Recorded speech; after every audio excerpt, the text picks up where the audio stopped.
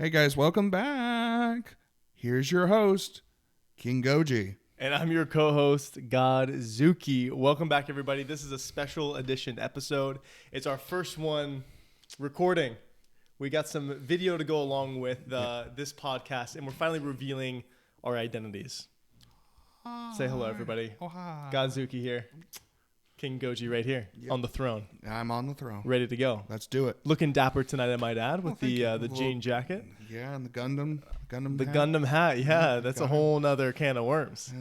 We'll get to that at some point. My man, Godzuki here, is master of many, jack of all trades. Yes. He knows a lot about a lot of different things, and he likes to tell you information that you may not need to know, but you're going to hear otherwise. You're going to know anyway. You're going to hear otherwise. That's right. That's going to become like our little tagline, which is pretty funny. Show should be. Yeah. Tonight we are in my home, humble abode, and as humble as you can be. Typically we record at your place. Correct. Tonight though we got the camera accessible, so we decided to break that out. Why not? And couldn't have picked a better episode to break out something exciting. It's been a couple weeks since we have uploaded, so we wanted to make this worth the wait. And tonight, King Goji, why don't you tell us who we're talking about? What kaiju are we talking about?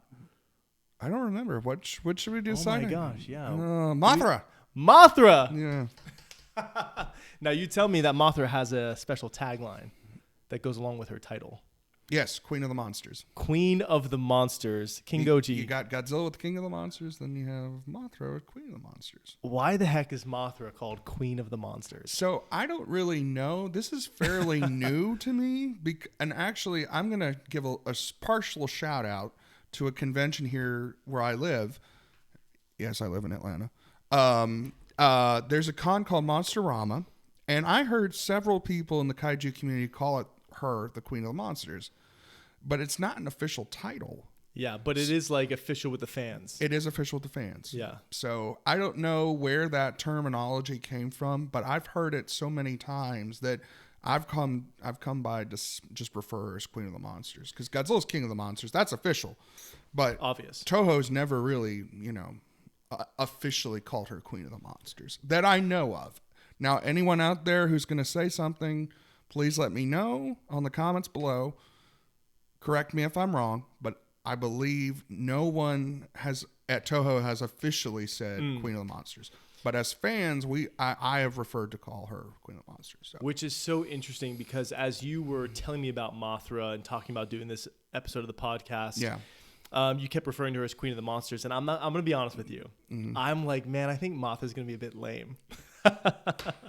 It's a giant moth. Like, Get out of here. Better? Get out of here. How's it better than Godzilla? Which is like, okay, let me stop you. Let me stop you right there, because Mothra is, yes, Mothra sucks. I mean, I mean, the first movie, I like the first movie. It looks like a giant turd. I mean, it's a giant larva turd. Yeah. When it's in larva form for a while. Correct. Correct. And the plot is not very interesting. I mean, kind of standard. You said you liked the opening. Oh, no. Or was that the other one? No, this was Mothra. I did like the beginning of Mothra. And the plot gets better. As a child, when I was watching it, and I was probably 9 or 10, it was pretty violent for a kaiju film, because I won't spoil the whole film. And yes, I'm going to, you know what? I'm going to spoil the film. Yeah, spoilers. Sorry, guys. Spoilers ahead. Spoilers ahead. Nelson, the villain, is pretty aggressive. He actually kills all of the Monty Python people with the rocks. Yeah. And, that's true. That scene was pretty intense. I mean, what are you going to do with rocks against a Thompson machine gun? You can't really do a whole much. Not much. Okay, the Ewoks did better. I mean, but that's a totally different story. Anyway, what a comparison. I personally like the larva form better than whatever that stiff puppet thing they had. Yeah. Because when you look at the close shots of Mothra, especially in production stills, they had a giant prop that they used, and Eiji Tsuburaya, the guy who did all the special effects from most of the Godzilla films during the early 60s, 50s, and all that, and went on to do Ultraman, several Ultraman series before he died. He they had this giant pup. So they had sets, but they had a larger budget to work with. So with Mothra. Yes, exactly. And this is 1961. 61. Look at that. So Godzilla was still on the ice. Yeah, Godzilla was still on the ice. Now the following year, King Kong versus Godzilla came out. Oh. So they were it was dormant. So Mothra really encouraged them to go back and do Godzilla. Interesting. But they were waiting for the rights to King Kong to produce that. So Mothra was kind of like a stand-in. Gotcha. So, and it actually, technically Mothra, King Kong versus Godzilla, and then Mothra versus Godzilla are sequels. Oh, interesting. Technically, they're all connected. Yeah, because it was like one versus the other. Exactly. Yeah. So they're technically connected within the continuity. Anyway, Mothra is an interesting film because there's a lot of perspective from the director, Ishiro Honda. During his time in the military, during the war, a lot of his opinion, a lot of his experiences he put in the director's chair. So the island theme was very much a part of Sekizawa, whoever the writer, Shinichi Sekizawa. I can't even pronounce his name. Yeah, it doesn't matter. What it matters is the writing and what it came out to be. But a lot of those writers were in the war, and I think Honda really just wanted to do. He picked and chose which movies he wanted to do. So Mothra was a pet project for him, if you think about it. Right. Which is ironic because imagine having a giant moth that destroys cities as a and pet. A larva that destroys Tokyo Tower and then silks everything. Yeah. Which, before we get ahead of ourselves. Yeah, go ahead. Basically, we open up with a ship, as we correct in some regards, as we typically do. There's a storm in. Either there's a giant monster attacking the ship or the ship runs aground. There's a storm.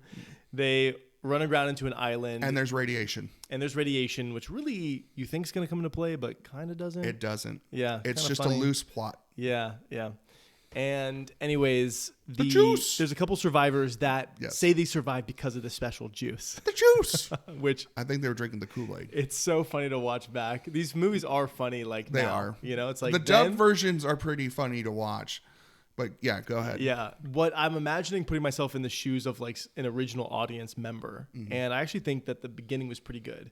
Because then they take a scientific exploration to this island to kind of figure out, because the survivors said that they were actually like natives living here.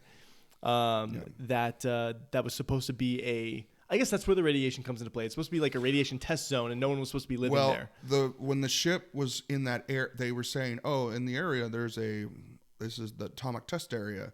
Well, that was very much a throwback to Operation Bravo, which was the atom bomb test, or whatever giant bomb they used in that area. Right. So that was kind of Honda's idea, and he threw that in the script. So, and again, I think the first half of the film's good. That first 30 minutes is pretty flawless. But you have to wait for the monster action for a while. And that was a really bad habit for Toho. They just really they really were bad about not introducing the creature till like halfway point, or not even halfway, a little bit afterward. Go ahead. And what's interesting, I think, about this is that Mothra is not the villain of this movie. Yes. As you mentioned before, there's this guy named Nelson who's just obviously the villain. Yeah. He's more like a creeper than anything. He is creepy. He is. It's funny to watch going back, but he plays his villain role well. He kind of like comes onto this. Or does he like pay for the expedition? He like is no, he funds it, and he's got his own agenda. His government funds it. The fake Russia America. Oh, that's country. right. The fake country. Alicia or Lauricia or something. I'm just like, okay. Realistica. Yes, that's right. That's right. Yeah, Realistica. Oh my gosh. Or Realistica, something like that. But then eventually, we also have this funny reporter. He's kind of like comedic relief, and he's also he's like Bob. It's like Costello. Yeah. Yep, and he sneaks onto the ship, and then they all go on this exploration where they find this portion of the island that's like teeming with this crazy radioactive plant life. And then it's green. And it's like pretty interesting and intriguing, as you would imagine. and they eventually stumble upon none other than the Shobijin. That's what they're called. Yeah. That's what they're called fairies at first, okay. but they're called the Shobijin. That's so impressive that you know that. Yeah. Well. I just thought they were fairies. They're like these little tiny they women. literally have a name. They're the Shobijin. That's impressive. Yeah. That's impressive. Yeah. And I did not expect this in this movie. No. I have to be honest. I didn't expect little Tinkerbells to be a part of... You really weren't expecting twin fairies? Yeah. Honestly? I was very... I think it's one of the interesting parts of this because we talked about Gamera a couple weeks ago and how Gamera has this telepathic connection with a young girl. And so it's interesting because was this film before or after Gamera? Well, the original Gamera films were in the mid-'60s. So this one was before Gamera. It predates Gamera, yes. And it was kind of like, because these fairies have telepathic abilities. Yes. So it's kind of interesting how this was maybe one of the first ones to really do it. Yeah. And if you think about it, fast forward a couple more movies, there is King Ghidorah the Three-Headed Monster. The Shobijin... Coming soon. Yes, coming soon. Coming to a podcast near coming you. to a podcast near you. Ghidorah, the three-headed monster, when Godzilla and Rodan are fighting each other and cursing each other in monster talk. Yeah. So Mothra has to come in and intervene and say, you guys just gotta stop fighting. And then the Shobijin are kind of being translators and saying, oh, well, Godzilla, that's so much harsh language. Yeah. I'm just like, okay, that's cool. Yeah. And then the other protagonist says, oh, so we're having a debate with monster talk. Apparently they speak monster. Apparently. But they can communicate with Mothra telepathically. So that they Right. also can communicate with other creatures. So other monsters. So that's the interesting part to me. Yeah. And so they're obviously, we're kind of like, they're vulnerable. They're characters that we want to make sure they're taken well of just as people.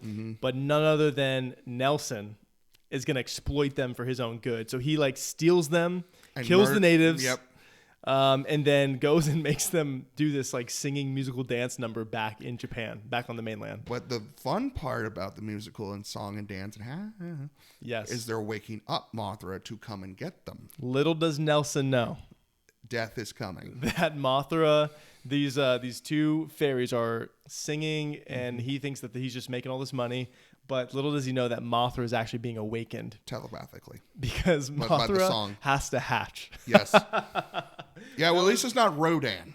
It's true. Yeah. It's true. And so there's this giant egg, Yes. and they have to dance around it and do some sketchy things. That It's very sketchy. Very sketchy. We will not. We will not. Talk We don't want about this podcast to get demonetized. that. Just kidding. Go check it out for yourselves. Just watch the movie, everybody. Just watch the movie. Just watch the movie. You'll know what I'm talking about. And I was fully expecting Mothra to emerge as a full-grown Mothra, but it's a larva. Mothra the larva. Larva form. Larva form. Okay, yeah. So tell us what happens after Mothra hits larva form. Starts attacking things. First thing it attacks is a ship in the ocean. Ship in the ocean, man. And we got it again. Yes, again and again and again and again. And then and tears through that ship, I might add. Yep, solid steel, like it's butter. Cuts through it. Yeah. And then the Japanese in vain try to kill it with depth charges, which makes no sense. Yeah, it doesn't touch it. Well, and then one of these reviewers I was listening to said, well, it was probably bug repellent.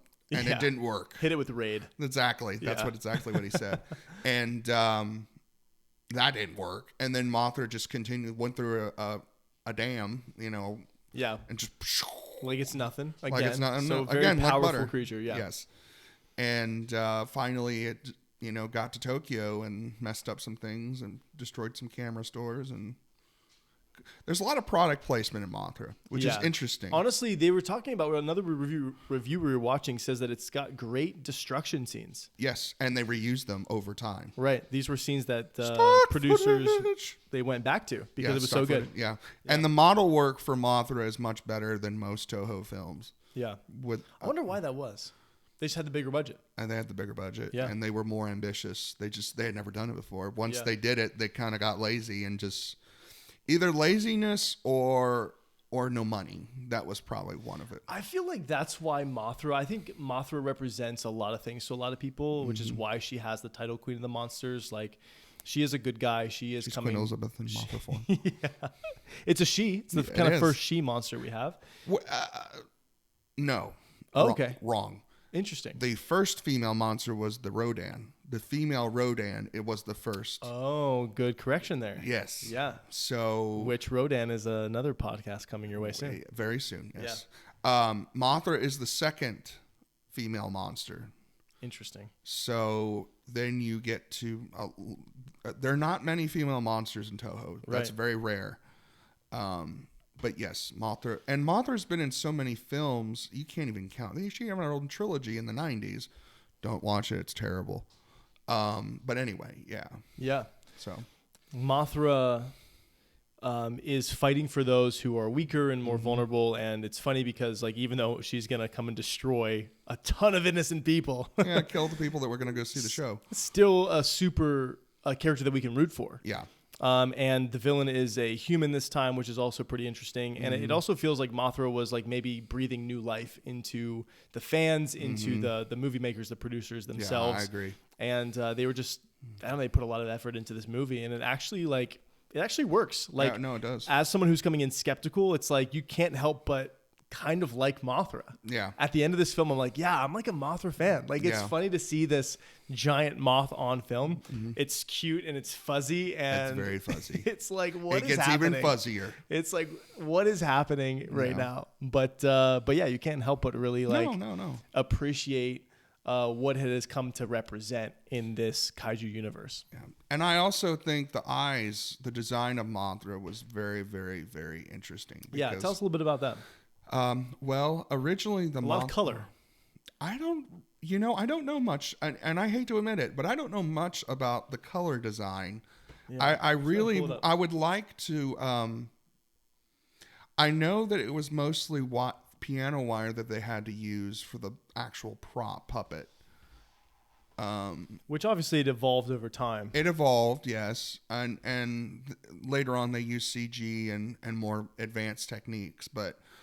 The original Mothra required at least 6 people to have piano wire to work.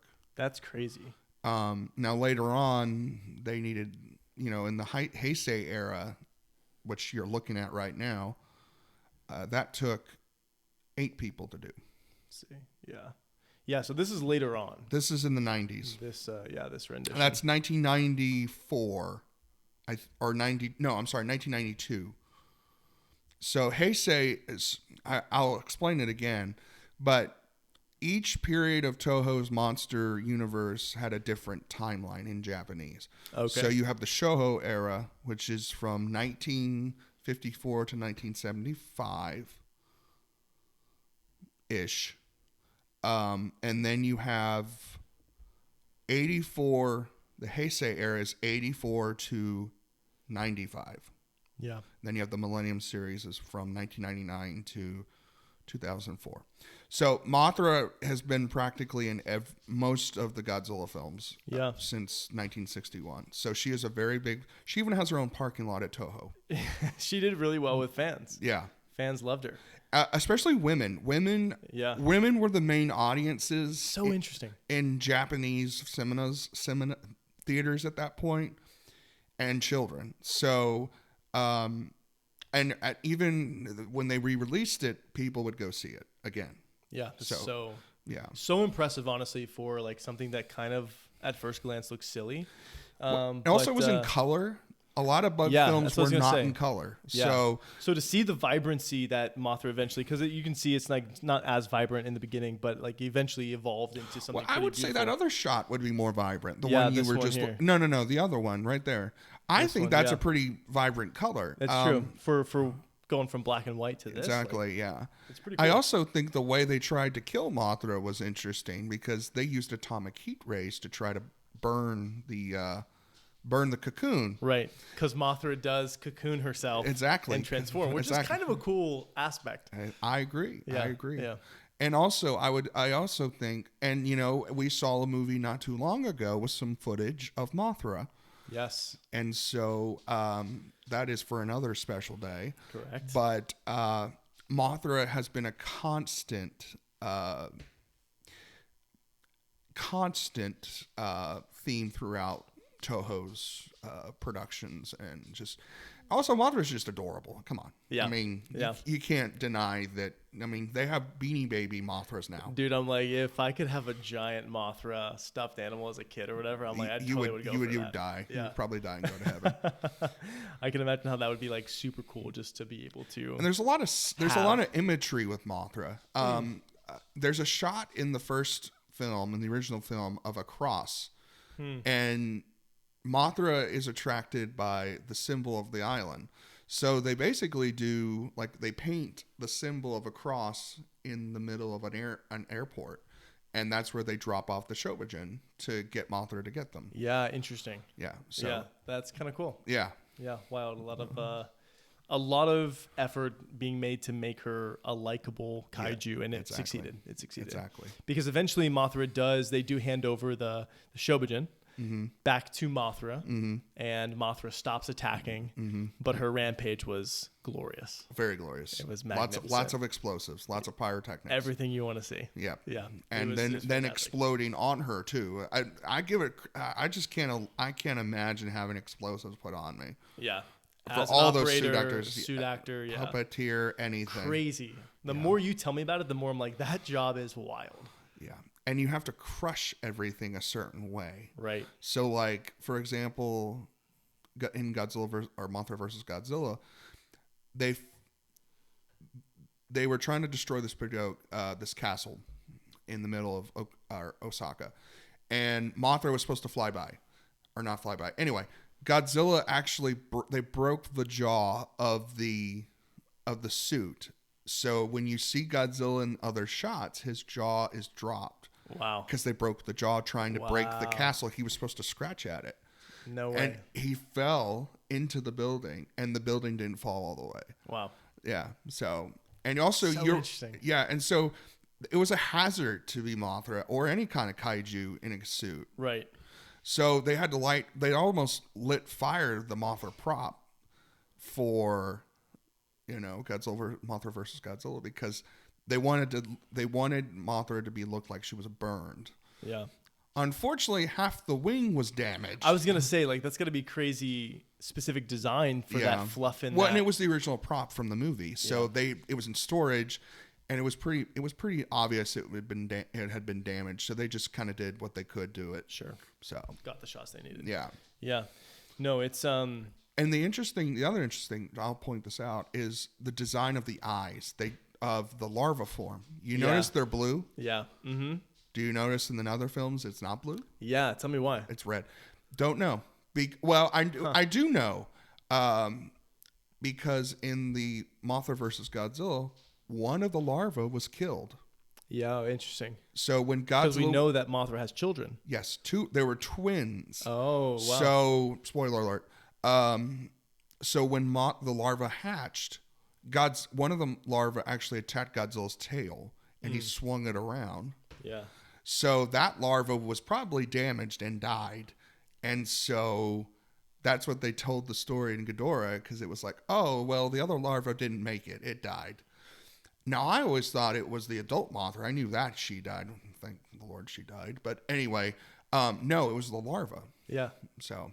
Yeah, interesting. So one Mothra, and that's how they explained it. But both Mothra larvas had blue eyes. Yeah, yeah. But they just changed. They changed it around. They changed it. Yeah, nice attention to detail there. Yeah. Oh, well, there you go. It's impressive. Yeah. Yeah. Tell us how our bad guy Nelson bites the dust. Did you see the ending? Did you see how he dies? We did. We watched the. We watched the review of it. Gotcha. Yeah. So Nelson has a pretty tragic death. He does, man. It's so dramatic. And it's so poorly executed. And it's not, it's probably the English dub's fault, not the Japanese version. Yeah. And again, a lot of people watched the English version and they haven't seen the Japanese version. But he's trying to escape. He tries to get a hostage. He shoots a cop. Yeah, like point blank range. Yeah, exactly. Which is pretty intense. Yeah, and thinking he's going to get away, that he just shot a cop. Yeah, and he's trying to get this old man into this car. And I'm like, okay, this is ridiculous. Yeah. And a lot about this character is ridiculous. Yes. Over the top acting. Yes. Over the top everything. But he's hateable. Yes. He's like Joffrey, except you want to stab him in the throat. Yeah. I mean, I kind of wanted to stab Joffrey too. Okay. Punch him, maybe. I want to punch him in the face. I don't want to stab him in the throat. I want to punch him in the face. Anyway, if there are any Game of Thrones fans out there, please don't hate me because I think I feel bad for Joffrey. Just a little. I'm kidding. I'm kidding. Everybody just clicked off of this. Yeah, podcast I'm just right kidding, guys. I like villains. What can I say? Yeah. I'm a sick, twisted person. Anyway, I actually felt bad for Nelson because one, his greed and his power took control of him. Which is kind of what Mothra is the opposite of. Yeah. Mothra is supposed to be pure and not greedy and not selfish. Yeah. And again, time after movie, Mothra is the symbol of self-sacrifice. Yeah. Godzilla doesn't learn that very much. Yeah. So, hence the cross symbol. yes. I think that was a Honda thing because Ishiro Honda was not a Christian nor religious at all. Interesting. But he knew the power of an image and he knew the power of religion. Yeah. So he would use that. So I think that's interesting. Yeah, that's cool. Yeah. All right. So all in all, what is your King Goji rating for Mothra, Queen of the Monsters? Are we doing a rating? Dude, I still make you do the ratings. Okay. We also need to take in effect all the other movies don't matter. For 1961's Mothra, I would give it the peak of my rating. And why I would do that is if there was a scale between 1 to 100 and 100 would be the best, I would give it 120. Wow. So you rate it very high. Very highly. 10 out of 10. No, it's 120. Mothra changed the scales. No, well, Mothra redefines the I will game. say this briefly. Mothra has really endured it. It maybe look kind of funky and goofy now, but as far as its longevity over time, it really set the standard for kaiju films for the next Moving 3 forward. decades. Yeah. Which is a great point. Yeah. And I really think it's colorful. It's, it's entertaining and it's just good messaging. It's a good film and it's a fun film and it's not like dark. You got your destruction, but yeah. It's yeah. not dark. And it's got some comedic elements. There's some Kennys. Yep. That's for another day. You do have some Kennys. But for me, that's good. That's a good thing because you need to have a balance. It's like saying Back to the Future is good because it has an all around good story. I think Mothra as a kaiju film in its own right has a good balanced story, and it's probably on par with 1954 Godzilla as far as perfection, as the amount of detail in the models, the amount of mapping that they did for the painting, and they just did a better job. Yeah. So that's my opinion. Yeah. No, that's incredible. I agree. I think Mothra, for me, it's the power of the fans' reception. Yeah. And how much they support these films, and it goes to show. It goes to show Mothra is an incredible representation of the fan base of these kaiju Godzilla films. And Mothra set the standard, and Mothra really gave Toho the boost they needed. So yeah. I think it was a good movie. Well, everybody, thanks so much for joining us on this episode. Like and subscribe. Like and subscribe. Like and subscribe. Go do it. Do it. This episode of the podcast, it's been great to be back and great to cover Mothra, Queen of the Monsters. Queen of the Monsters. Until the next episode. See you then. We still got to work on our outro. Really, we need to do work on that. We're a little rusty. We'll see you on the road again. See you next time. See you guys. Bye. Later.